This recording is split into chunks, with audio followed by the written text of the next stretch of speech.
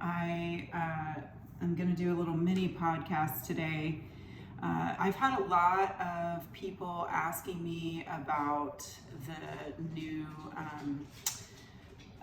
vax for COVID, and I would like to just put this together as kind of an opportunity to answer some questions and maybe help allay fears or concerns, or, it's not meant to guide your decision making necessarily. And, if I'm not your doctor, then obviously you need to speak to your doctor about what's best for you.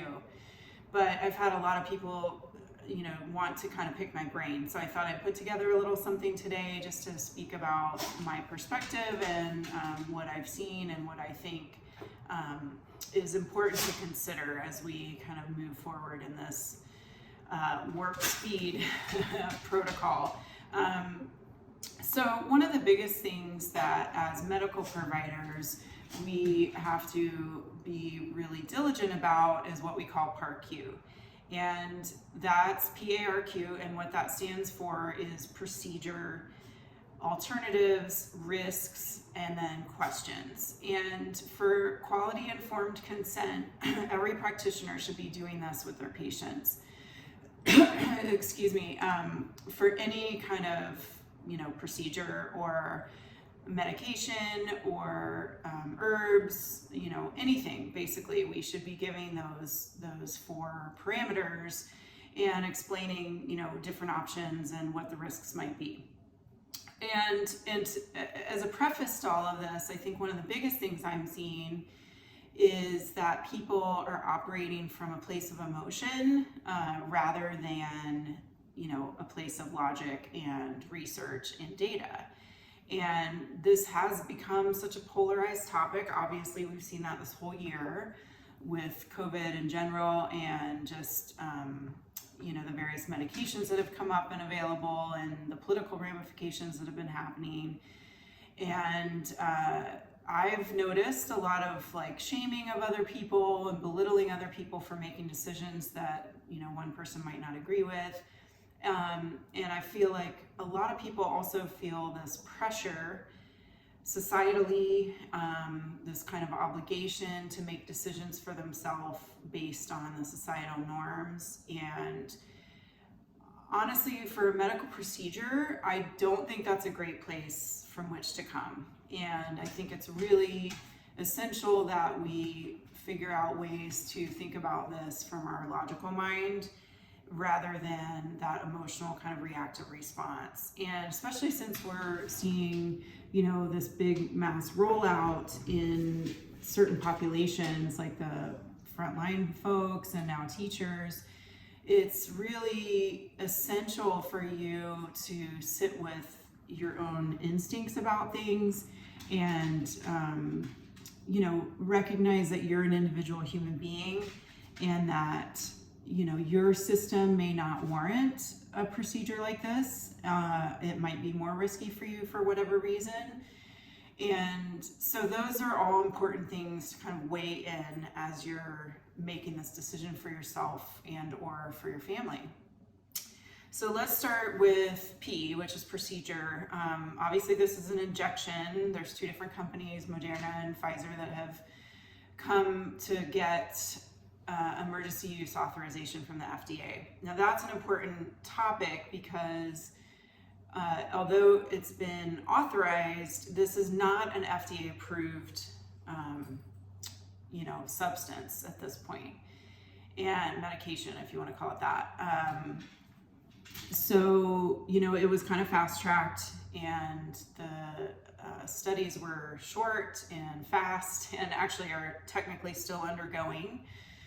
Pfizer's originally was set to finish in 2023, I believe. So these are kind of still live trials, essentially, even though they've been authorized for use in the mainstream public. So that's important to remember, and just that's a fact, and just part of the information to weigh in as you're considering what to do for yourself.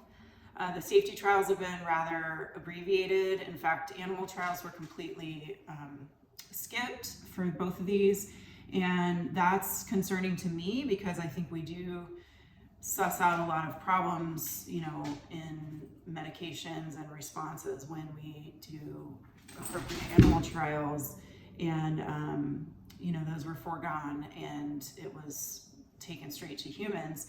I understand why, like obviously, you know, they wanted to achieve this quickly, but that doesn't necessarily make it better, you know, so that's an important thing to weigh into. And then let's talk for a minute about efficacy. So the data that came out of both Moderna and Pfizer's trials were, yes, they had a large number of people in their efficacy trials. I think it was 35,000 in one and 48,000 maybe in the other, which is a large volume of people. But it's important to know, and I don't think everybody realizes this, that the efficacy data of 90%, 95% that we've heard was based on a very small population of people, less than 200, I believe, in both trials. I can pull the actual data. I think it was like 100 and something in Pfizer and maybe closer to 200 in the Moderna. But regardless, my point is it was a very small number of people that this efficacy data was, you know, taken from. And so does that make it non-efficacious? Not necessarily. The problem is we just don't fully know. And Peter Doshi, who's an editor for the British Medical Journal, a renowned medical publishing journal, has questioned this and actually was able to look at some of the FDA data because we haven't seen the transparency that both of those companies had actually signed a waiver saying they were going to be very transparent about this trial data, which is important to do. Anyway, so the FDA did release some information, and Peter Doshi recently wrote an editorial about that and looked at it's a little bit confusing, but basically the 180 or whatever it was that was counted toward this efficacy group, those people had tested positive and also were symptomatic, and so they saw a decrease in the ratio between the placebo and the vax. But when he accounted for people who were symptomatic with COVID-like symptoms that did not test positive for PCR, and PCR has got all of its own issues, the ratios or the efficacy percentages were much lower. Like on the generous side, they were in the 29%. So is that actually, the issue? I don't know. And that's the biggest theme that I'm going to keep coming back to, is that we just don't know, because the time frame has been too short and the trial data has been slightly difficult to really parse through. So those are important factors to remember, because this is still somewhat in the experimental phase. And I'll touch on the fact that in general, vaccine trials and for a vaccine to kind of get to where it's used in the public, it's generally years. I mean, safety trials are 2 to 3 years in general, and efficacy can be upwards of a decade or more. So yes, was this necessary to kind of put in the works a little quicker? Understandably, for the situation, but does that make it safe and efficacious? Again, we just don't know yet, and that's concerning to me, especially because it's being offered to all aspects of the public at this point, aside from kids. So, well, under 16 at the moment. So from the trial data, or the trial, clinicaltrials.org is where this, and I think it was published in the BMJ also, but the study endpoints for these trials were not looking at reduction of severe COVID or including hospital, ICU, or death. So that's important to remember. These trials were not designed to look at how it might decrease somebody's severe reaction to getting SARS-CoV-2. So I think a lot of people don't know that. They assume that means like it's going to decrease mortality and decrease the very severe symptoms and potential for ICU, and that's not actually what they studied. Does it work? I don't know. Again, we just don't know. These trials weren't designed to give us that information. And secondly, this is really an important piece to remember.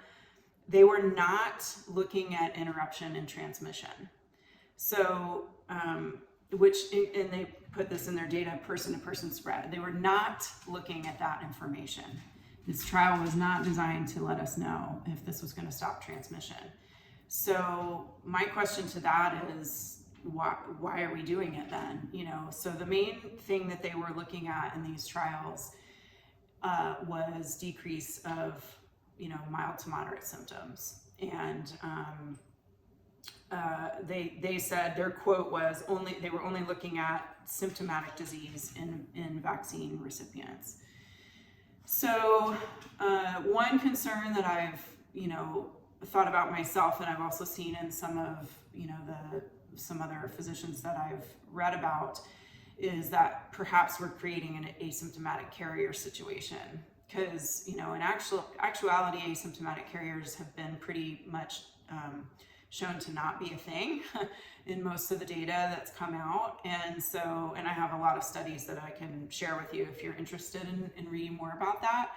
So, a lot of the mandates that we've experienced this year have been based upon this concern for asymptomatic spread, when really that's very, very minimal, if not nothing at all. And so, my question and concern is, when we mass vax the population, are we creating a lot of asymptomatic carriers because their symptoms have come down a little bit and they might not know that they're sick? So that's just food for thought, and it raises an eyebrow and gives me pause. And in fact, a lot of these things give me pause.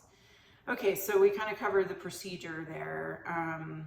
Alternatives. Well, that's the thing that I think we should be most talking about. There are a lot of alternatives. I mean, one thing to really consider if you're thinking about this for yourself or your family is, how old are you? Because under the age of really 60, your chances of severe disease or mortality in this are so minimal. I mean, absolutely so minimal, especially if you don't have underlying conditions. If you have underlying conditions, it raises it some, but still the age caveat is the most important thing to consider. So, and I'll come back to that in a few minutes about my concerns with the age stuff too. Secondly, just baseline nutrition. We've seen some really, really positive studies coming out about vitamin D, vitamin C, zinc, selenium, CoQ10, glutathione, like some basic nutritional, whether it's supplementation or just eating better overall, like those are huge, and melatonin too, those are hugely helping severity of disease. In fact, in vitamin D, there was one study that showed a decrease in infectivity, which is the whole point. Like, let's bring down our potential for even getting this in the first place. And those are, again, data driven. So I have a lot of studies stockpiled if anybody's interested in that.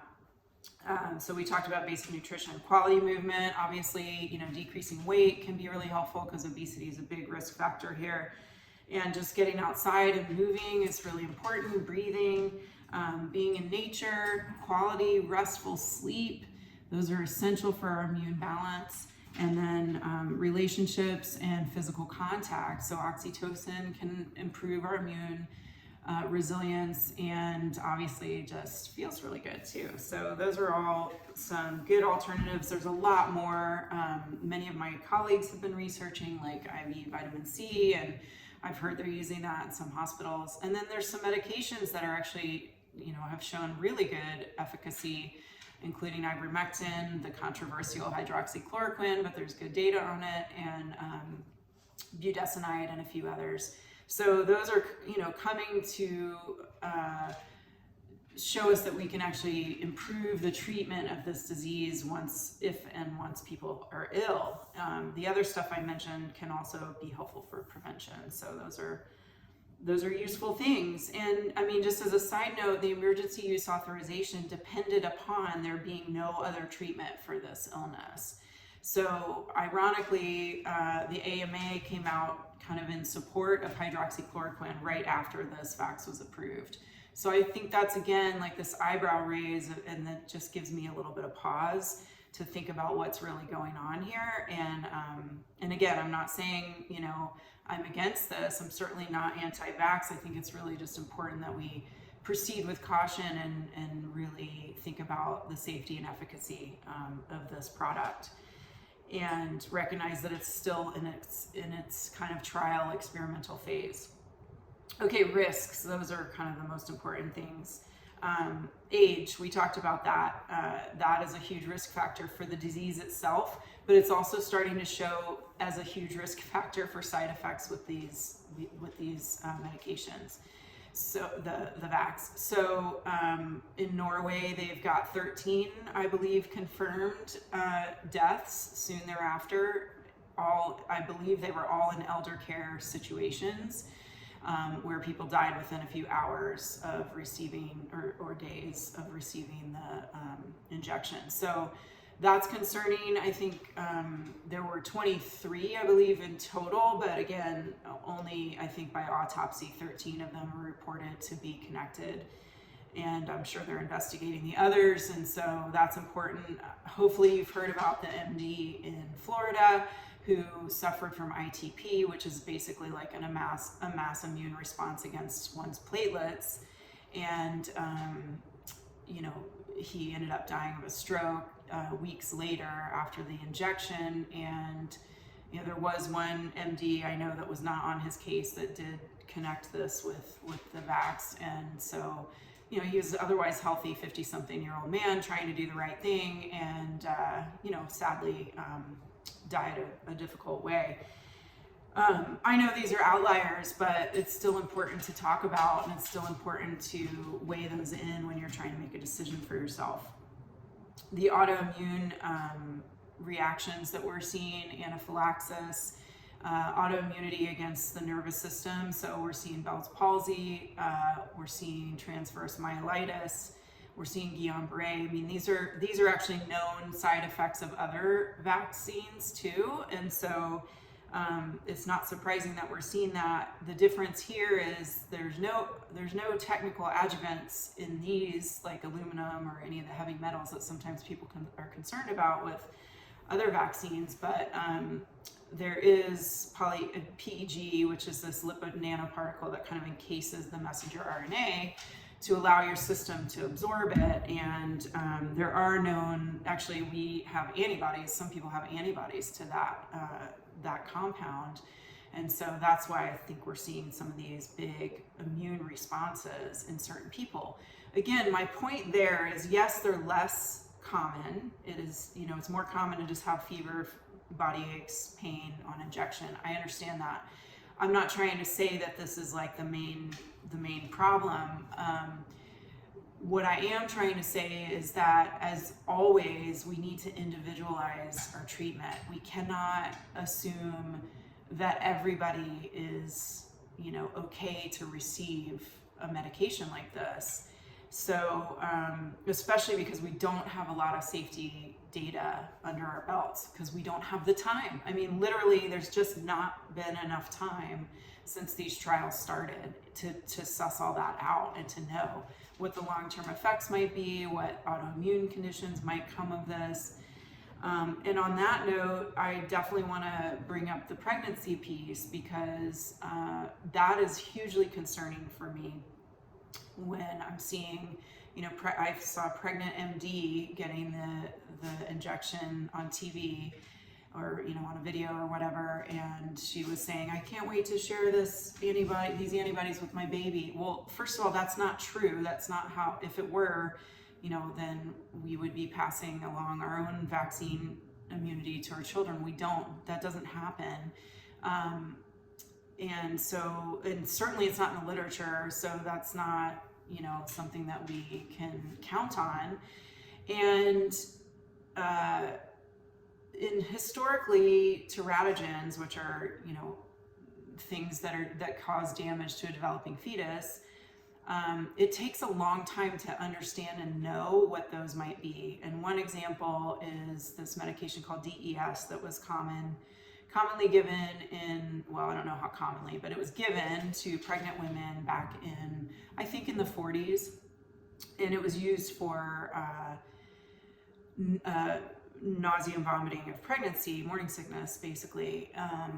And so the medication didn't affect any, didn't cause any problems directly to the children of those women that received it. But what it did do was cause sterility in the female children of those. So we didn't know that until a full generation later. And that's my concern here. I read a study that was done, I think in 2007, about teratogenicity and vaccines in particular.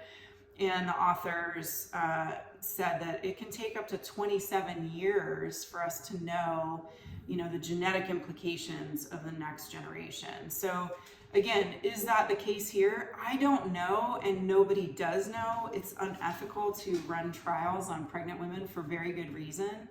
And so, again, we've kind of got this live experiment going on with pregnant women who are taking this product, and we really won't know. There's been some speculation about fertility. None of that's in the data yet, so it's hard to know. And I'm not going to go there because I just don't, there's no, specific data that I can quote to say that that's necessarily the case. So I'm not going to speculate on that, but I do think it's important to remember that, again, we just don't have enough information to make that kind of decision. And I see that the recommendations out there are talk to your doctor, which is great. That's very important because, again, individualized medicine is the key here. But if I were, talking to one of my patients who was pregnant, I would absolutely recommend against it because we just don't know the ramifications yet. And until we collect some more data, I think that is pretty risky. And that age group is so, is rather low risk for COVID in the first place. And then, but again, that's me with my patients. I'm not saying that that's your choice. Speak to your doctor, of course. And then the last part of this is that we have not studied this in kids yet, again, for good reason, but I heard that they're going to start trials for the 12 to 16-year-old age range, which is really concerning for me. One, because this disease just barely affects children. I mean, we just don't see, the mortality rates in them are just minuscule. And the few that have happened have had pretty major underlying conditions, which is the real thing we need to be addressing here. And then also, my dogs are needing attention, I guess, today. And also, we aren't seeing kids as spreaders. So, and that's consistently come out in some pretty large database trials, that they aren't spreading it in school and that they aren't spreading it to adults. They're not the granny killers that, we were concerned about in the beginning. And now that we have so much more information, we have many countries that have had schools open throughout or daycares that have been open, and we just are not seeing transmission rates from kids to adults. And so why would we even vaccinate them? That's my biggest question. Is they're not at risk of getting ill. They're not at risk of dying from this, except in very rare circumstances, which can be addressed, with some lifestyle and health things. And they're not at risk of spreading it. So why would we even consider, subjecting our children to a non-approved product that we just don't have the data on? Again, that gives me great pause and concern. And, of course, we're seeing some pushes for mandating these products. And again, I just don't think that takes into account individual needs. I mean, we have high allergenic response in our children as it is. And, those folks are generally at more risk for having some of these more severe side effects. So again, that gives me great pause. Okay, so there's PAR, and then lastly would be Q. And of course, I can't take live questions from you right now because this is a recording, but I did ask a few people some questions that they might have had. I might have answered most of them in what we talked about. One question was, will it protect my family and or elders if I get the vax?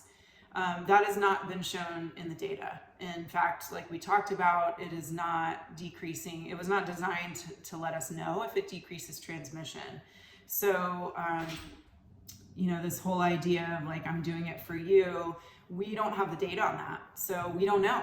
We don't know if it's going to stop transmission. It has not been shown to do that because the trials weren't designed to let us know that. So, in fact, like I said, there's some speculation that it might create asymptomatic carriers, which, because our immune systems are really wise and they've been doing their thing for eons, that's what's kept us alive as a species for a long time, and they're beautifully designed in a much more complex way than we can even know. And so, thinking about it from that perspective, the vax is working on adaptive immunity and mostly working on antibody formation and production, which is only one facet of our immune system. So, our wise immune systems are going to do a much better job and have done a much better job for the majority of the public on recognizing this illness, especially as it morphs and changes and becomes more endemic, which is what coronaviruses tend to do. So, we hear about these new strains and everybody gets worried because they're more transmissible, but that's essentially viral attenuation. And yes, they're more transmissible, but they're less virulent, essentially. Like, they're less likely to cause the severe side effects and the severe, mortality that we saw early on, especially in this pandemic. So yeah, I don't, there's no guarantee that this is going to stop transmission. I am concerned that it might create asymptomatic carriers because we're decreasing mild symptomatic patients, and when we know we're sick, we stay home, which is really something that we've all done for a long time. And if our symptoms are muted, then we might not know that we're, infective for others. So, and again, PCR testing doesn't tell us infectivity. It just tells us that there's some virus particles. And so that's another flawed situation, but that's a whole different topic. How long does the immunity last? Well, again, we don't know the answer to that. There's speculation that it could last a year, but that was, that's not in the trial data. Obviously, we don't even have a year under our belts yet. And again, the immunity is more about decreasing symptoms in that specific person. It's not about not transmitting to other people. Whereas if you've had exposure and your natural immunity has worked, you have a much more likely chance of not spreading it to others. And then how long do normal vax trials last? I touched on that, but in general, it's minimum of about 6 years from what I've looked at, with safety and efficacy. Safety trials being at least 2, minimally, and usually longer than that, and efficacy being much longer before approval. And again, I want to reiterate, this product is not FDA approved. It's emergency use authorization only, as is the PCR test. So these are some situations where we raise an eyebrow because things were pushed through with, I think, decent intention, but unfortunately without checking all the boxes that are really essential to keep people safe and healthy. So I want you to keep yourself safe and healthy, and I also want you to decide what feels right to you. I often ask my patients, when they ask me questions about these kinds of things, how would you feel if you got the illness? Would you be able to manage that yourself? Are you super afraid of that, or are you okay with, getting exposed? So you have to sit with that, because that's a reality of not taking the medication potentially. And then also, how comfortable are you to kind of risk the side effects that are potentially there, some of which we have no idea about yet. So those are important things, because I can't, I don't live in your skin, and you're a unique human, and your body is designed a certain way that's different from everybody else's. And so Just like I would never expect one herb to work for all of my patients in a certain way and to not expect side effects, because I've, seen that before with herbs where a patient responds a certain way and, they can't tolerate it, and that's okay. Like, our bodies are really uniquely designed and brilliantly designed, in my opinion. So I just like to stick to, trusting our systems and reinforcing the things that we have a lot of control over, which are what we put in our body, what we do with our bodies, whether it's sleep, exercise, intimacy, laughter, getting out in the sun, decreasing our stress response by meditation or exercise or whatever it is for you, loving up on your people, getting surrounded by your pets, whatever it is. There's so many things that we can do proactively to put ourselves in a much better situation for any illness that comes along. Because this is the nature of living and dying. We're exposed to what Dr. Zach Bush talks about, 10 to the 15 viruses in our bodies at any time. So if we're going to create this kind of all-out warfare against one virus, that's not going to be an effective long-term solution, because we really need to look at the terrain of the body and optimizing that. And I think what we're seeing in the US with so much fallout and so much, death and suffering is really showing us the underlying pandemic of poor health in our country. And so if we can tackle that, which is the real issue, then we're going to have a much better, time in our future, a much healthier species. So thanks for your time today. And if you have any questions, there's dog hair flying. If you have any questions or concerns, or disputes, bring it on. That's fine. I'm happy to talk about all this. I think respectful dialogue is how science has always been, and I hope it continues to be that, although I've seen it kind of veer away from that lately, to more dogmatic approach, which unfortunately, limits our resources. And so anyway, I hope we can come together and kind of move forward with open communication and open minds, and that way we can share data and share information and really look at this from a human health perspective, which I think is the most important thing. So again, thank you for your time, and I hope you have a wonderful day, and I will see you next time.